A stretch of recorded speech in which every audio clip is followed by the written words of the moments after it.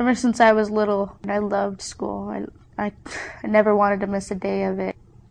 I was in class and the vice principal came and got me out of class, and he started asking me some things, like questions about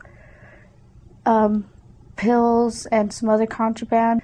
And I told him, no, I don't know what that is, where it came from, and I haven't seen it. And he asked me if he could search my backpack. I told him, yeah, go ahead. So he brought the secretary in, and then he asked me to follow her.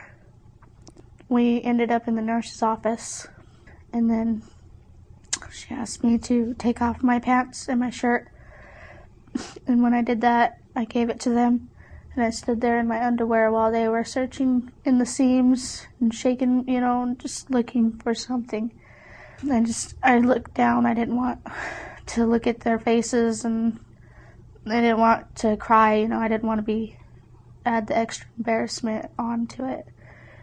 This traumatizing search of Savannah, done for no good reason, yielded absolutely nothing. And when it turned up nothing, well, there was no apology, there was no explanation. She was just told to go sit in the hallway for hours at a time until the school day ended, and she was sent home.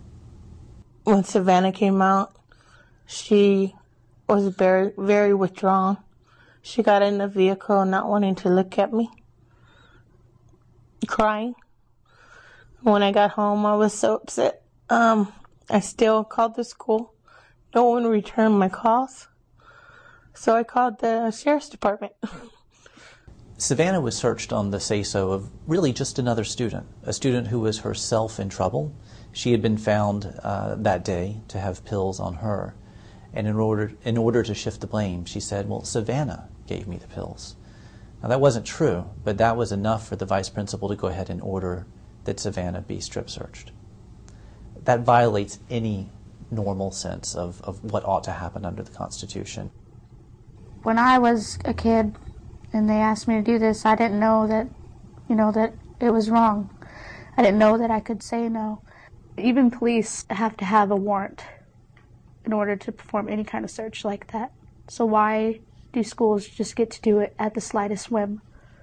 I would like for every parent in the United States to understand the authority that we've given the schools.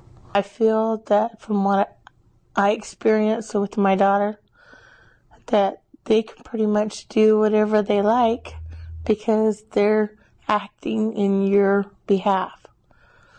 Back in 1985, the Supreme Court decided a case called TLO that dealt with the search of a student's purse. And that set the standard for ordinary searches, backpacks, lunchboxes, that sort of thing. This case deals with the much more intrusive search, a strip search.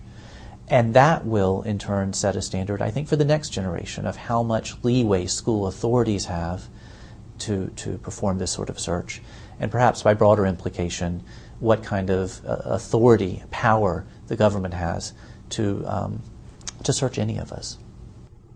It's about me to a certain extent. What they did was wrong, and they feel like they didn't do anything wrong, and that really hurts. But it's more about other kids.